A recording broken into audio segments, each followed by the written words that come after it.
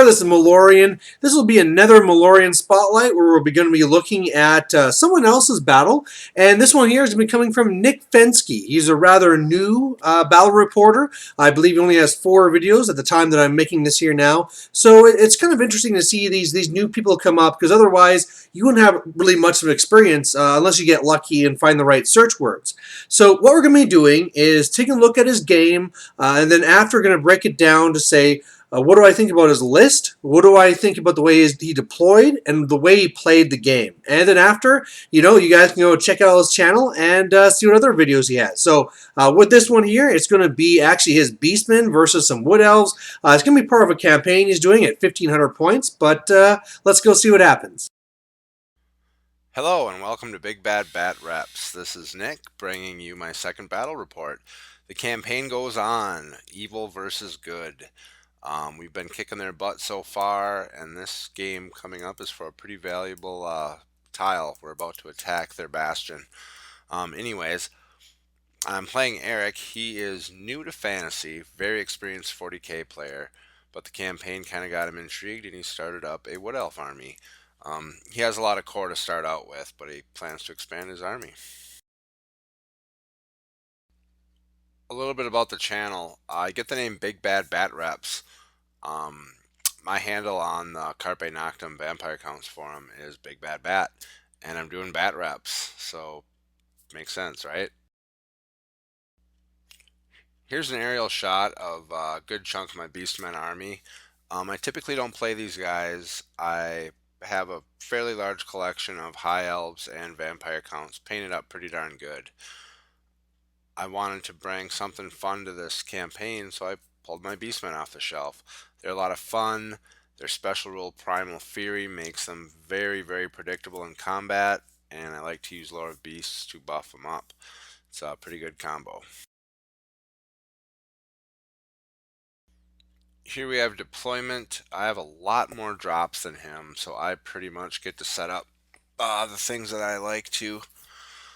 He does have a unit of 10 Glade Riders that are going to ambush in.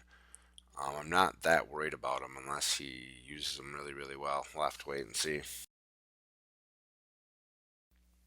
Onto the lists, I'm running my level 3 Great Bray Shaman. He's got a Dispel Scroll, BSB with 1-up rerollable armor, the 4 Chariots, 2 units of Ungor Raiders, the large unit of Bestigor with the Standard of Discipline that lets me broadcast Leadership 9, 19 Bestigor, and 2 Razor Gore.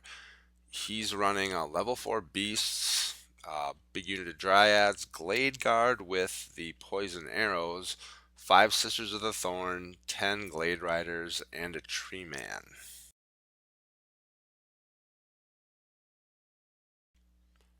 Here's a look at my right flank. I have the 1 Razor Gore to the way right, a Chariot, and 5 Ungor Raiders.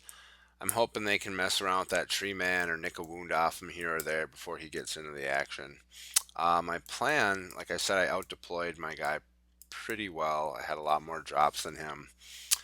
I'm hoping he moves the Dryads up and I can just kind of take care of them and hopefully try to pin down those darn archers. It's going to be tough, but we'll see what happens. For spells, I roll up Wissen's Wild Form, Curse of Anrahir, and Savage Beast of Horos. Wissen's is pretty much a no-brainer.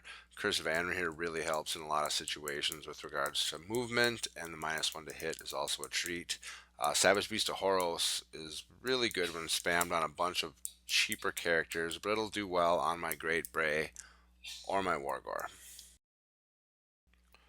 His Spell Singer rolls up Wissen's Wild Form, Amber Spear, Curse of Anrahir, and the Savage Beast of Horos. He also has access to another Curse of Anrahir and Shield of Thorns via his sisters. The Wood Elves win turn 1. He advances his Dryads up into the woods, the sisters right behind him. His archers stay exactly where they are, and he moves the Tree Man up a bit. He does have the Glade Guard coming in ambush as well. It's 3-2 for Winds of Magic. He throws all 3 at Curse of Anrahir on my large unit of Bestigor. I throw my 2 dice at it, and fail to dispel it, so it's on there. It's not that big of a worry for me though because I don't really need to march this turn. For shooting, the Glade Guard shoot at the Ungor Raiders, and I inform him that I am long range, skirmishers, hard cover. He needs sevens to hit me, so poison won't work, and he doesn't do anything to those guys.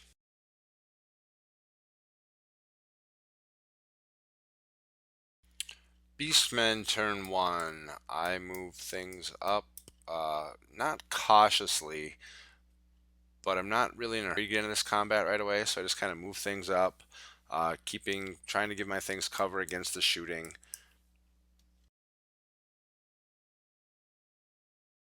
I really want to get into those dryads and get those points. I think that I can take care of them easily, and then hopefully I can maneuver my way to get some of those other points. Here you see a picture of my right flank advancing to basically harass the tree man. I probably would charge both the chariot and Vestigor into him to tie him up, maybe do a wound or two. I wouldn't really expect them to win combat, but you never know. Beastman magic is 10 to 5. I throw some dice at Wiston's wild form on these Bestigor, and he fails to dispel with his level 4. So, similar to last game, now I get to cast spells with impunity, and I get all the spells off I want. Turn 2, the Glade Guard come on, behind my lines, no surprise. He puts them over on this flank, and I'm thinking I would have put him on the other side to distract and kind of cause havoc over there. But maybe he's thinking he can pick up some points over here and go cause trouble over there later. He moves the Dryads up a little further into the forest, not taking the bait on my Ungor Raiders. And he moves his sisters in front of his Glade Guard.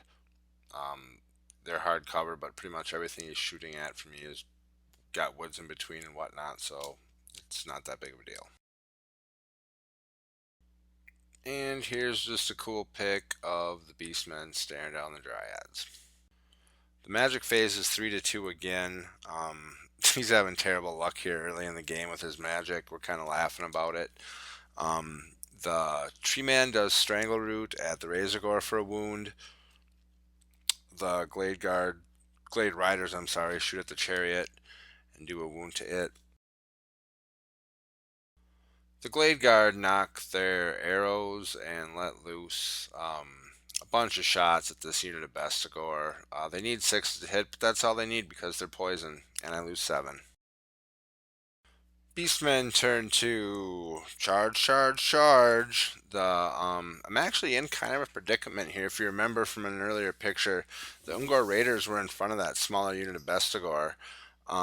Kind of to make things work, I had to declare a charge on those sisters first with them.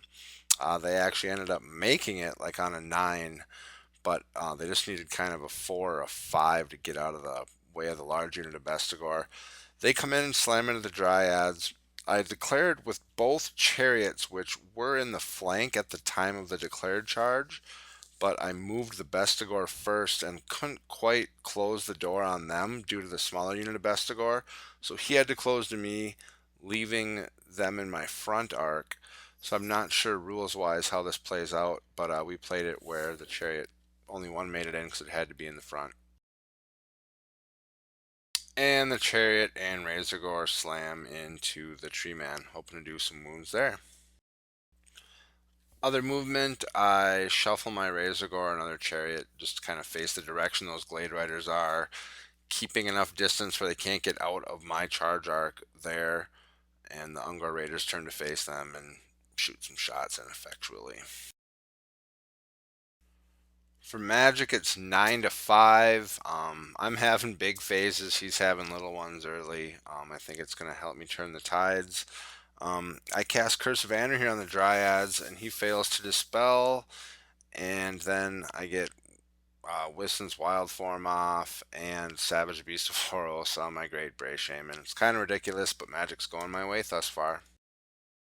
So after the buffs and debuffs, this is what it looks like. He's -1 to hit with Hatred.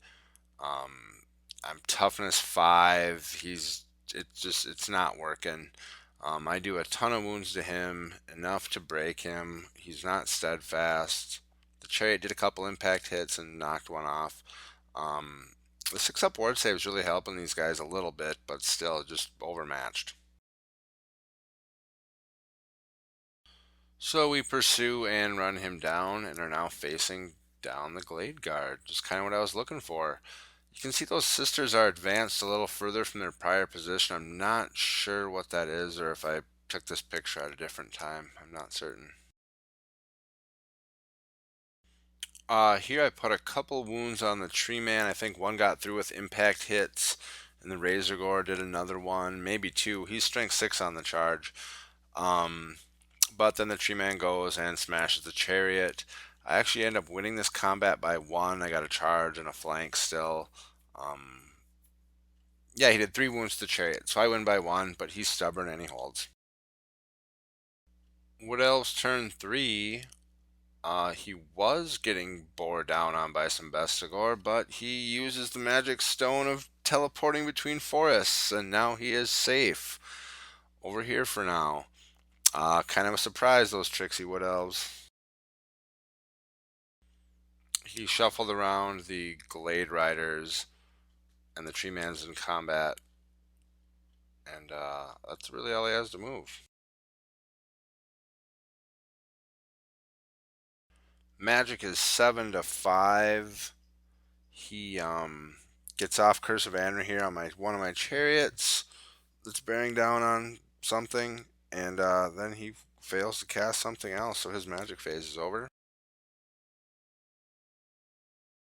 For shooting, the Glade Riders kill 2 Ungor, and the large unit of the Glade Guard. I can't remember what they shoot at. I want to say they shot at a chariot, but I'm not sure. But either way, I made all my armor saves because I don't think anything happened.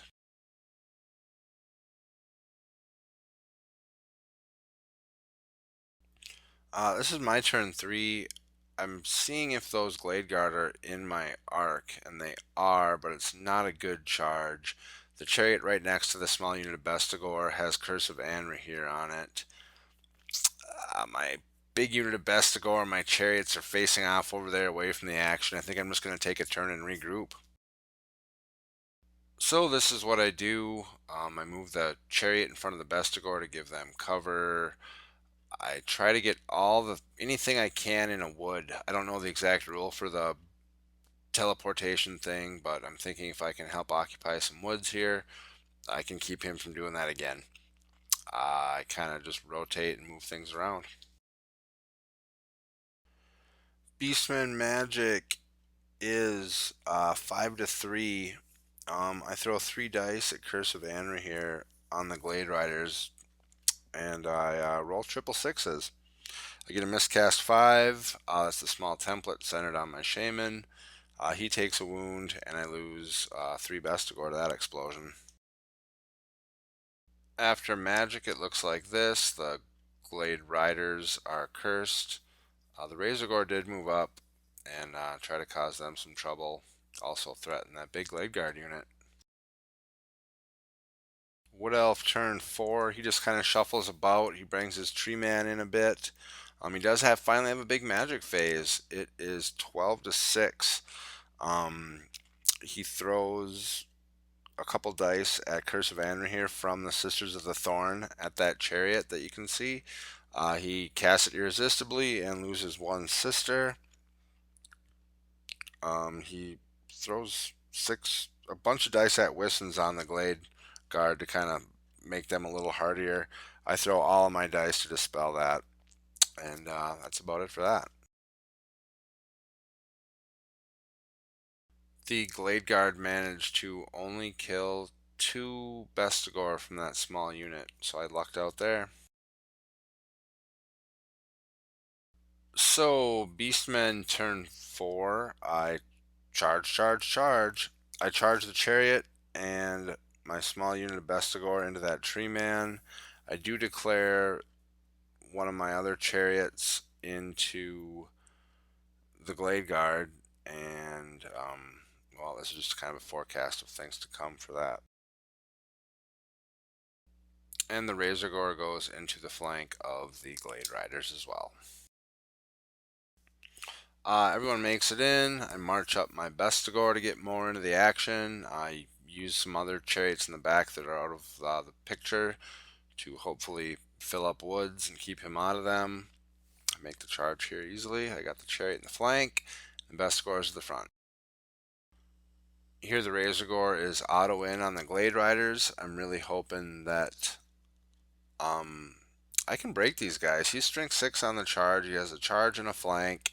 He's only getting 2 attacks back. It looks good for this guy. Magic phase for the Beastmen was 9 to 6. I'm just having really good magic phases again. I throw quite a few dice at Savage Beast of Horos on my BSB who's in combat with the Tree Man. He uses a bunch of dice to dispel that, and I do get Curse of Anrahir off on the Tree Man. For combats, the Razor Gore hits 3 times, or hits twice, and those are his 2 1s there for wounding. Good job, little guy. Um, the Glade Rider do a wound to him. They stick. The Chariot does a couple impact hits. I think it wounds the Tree Man. Um, I end up killing the Tree Man pretty easily, and overrun into the Glade Guard. This just worked perfect. They're in combat. It's his turn. He can't Moonstone or whatever out of the way. He's going to have to deal with that chariot, and then I hopefully have enough stuff there to deal with him. This is a picture of the end of the last turn. He had reformed his Glade Riders to face me after sticking. That little red die next to them indicates they have Shield of Thorns up. That's actually what did the wound with the Razor Gore in the prior turn. Uh, his turn's going to be fairly quick though, because most of his stuff is in combat. He does have Magic 6 to 3. He tries to cast Savage Beast of Horos on his Spellsinger, and he fails to cast. So his magic phase is over. He has a little shooting to speak of, and we just got combat coming up.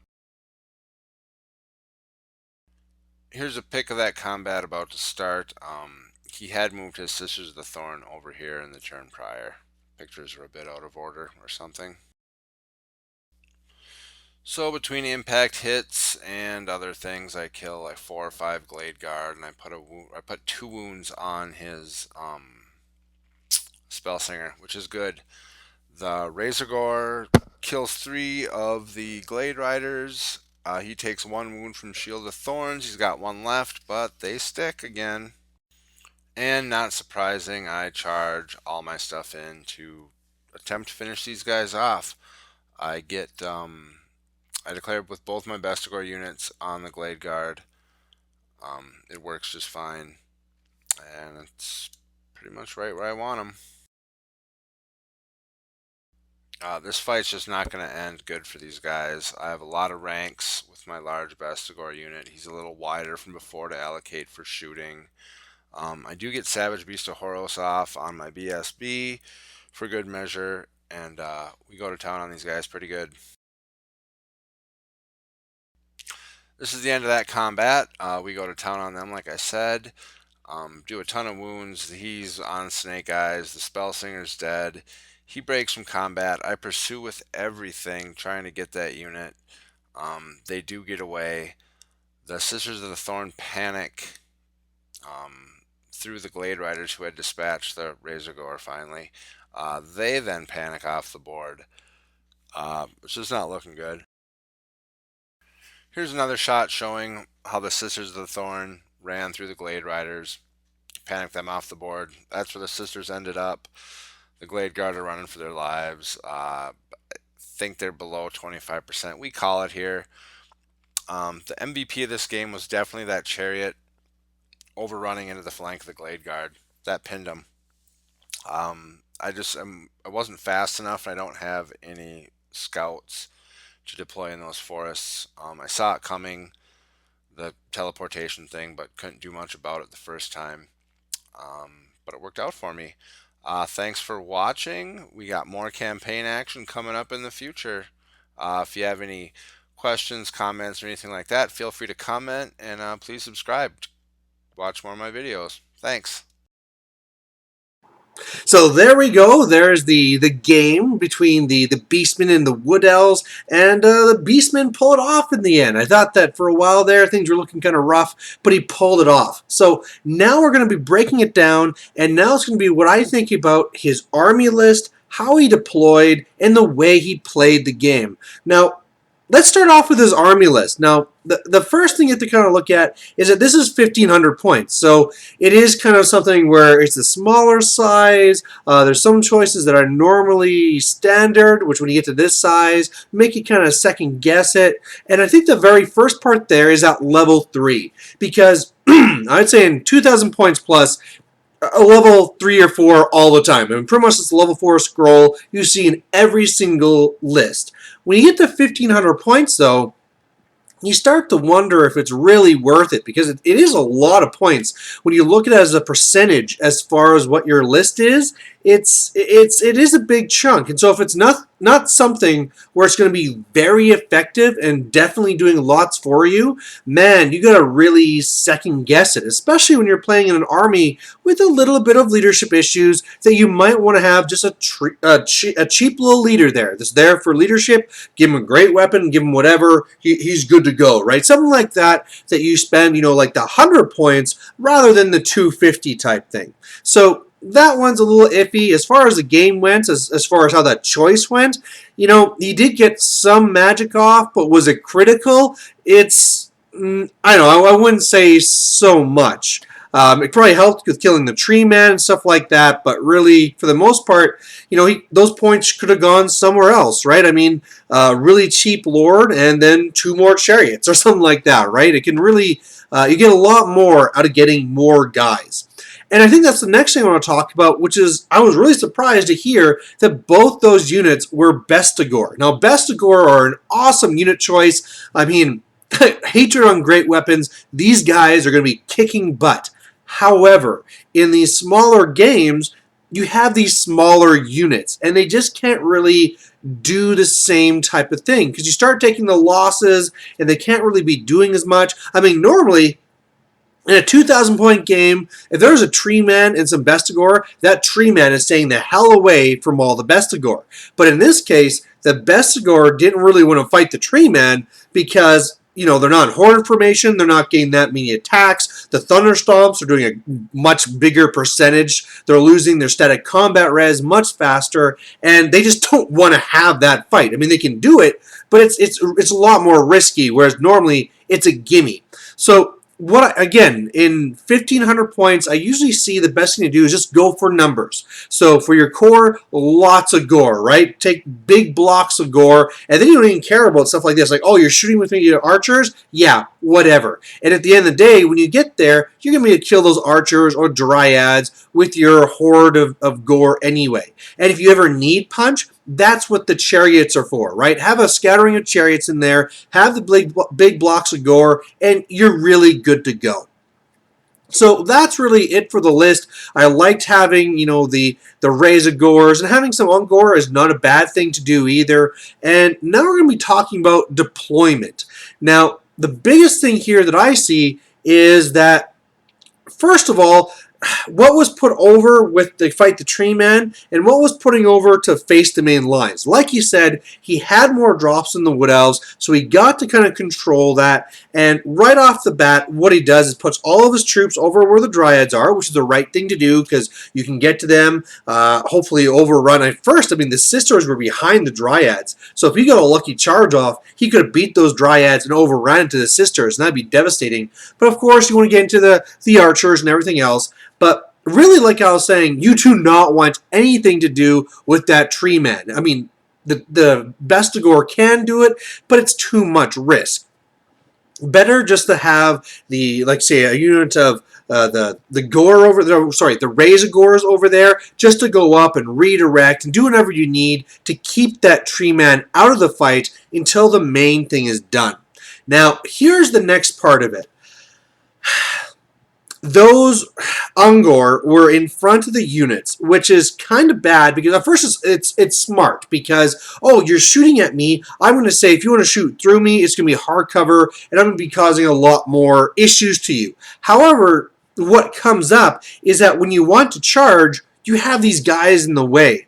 And this time he kind of got around it by having them make a long charge and all this stuff. But those Ungor, you knew that they were going to be having some Glade riders coming out behind you. And even though Ungor with bows aren't all that fantastic, they can actually do a plinking off a few wounds and then all of a sudden maybe cause a panic test, something like that. I just think that overall, when you really need to get your unit into combat and you know there'll be fast cav coming out somewhere around you, that they could have been better used for that. Plus, we knew, well, okay, maybe at the start, I don't know if you knew what the army list was or not, but you pretty much have to assume when there's that big block of archers and they're in a woods that they're going to have the item that's going to let them teleport. And again, those small units of Ungor are perfect to run to various forests because when they teleport, they have to fully fit in there and have to still be an inch away from other units and stuff like that. So if you have your 5 Ungor, just run them over to the middle of that forest and leave them there and know that they can no longer teleport. And then they're kind of screwed. So I think that would have been doing a lot better for the way that played out. It would have allowed you to be a lot more aggressive to really get into those dryads because now the dryads aren't skirmishers. They can't avoid you, right? You just push up your blocks, push up your chariots, and just get right in there. We also got to a rules question where the Dryads started one way so that the chariots saw the flank, and then because of the way that the Gore had to come in and they couldn't complete the wheel because the other Bestigor rather, all of a sudden the chariots were on the front. That changes nothing. Really, it's when you declare it is what matters, and then when you come in, you only get one wheel. So as long as they can come up, make one wheel, and still touch that flank, that's all that matters. So, that could have made a bit of a difference in that one. Who really knows? But just an answer to something that came up in the report. Otherwise, that's really all this game came down to, right? It's a smaller game, and you just got to make sure that you avoid the parts like the tree man that you don't want to deal with, and then really focus on the parts where you're going to get those points, get those dryads, get those the sisters are going to be probably pretty hard to get, right? It kind of worked out here with panic tests and stuff, but they're probably just going to be running around and staying away. So you're really looking at the dryads, get to those Glade Guard, and then, if you have the right pieces in play, deal with the tree man. Otherwise, nope, I'm winning. I'm just going to back right up. So there you go. Check out Nick Fenske's channel. I'll have a link down in the description, and we'll catch you next time. Bye.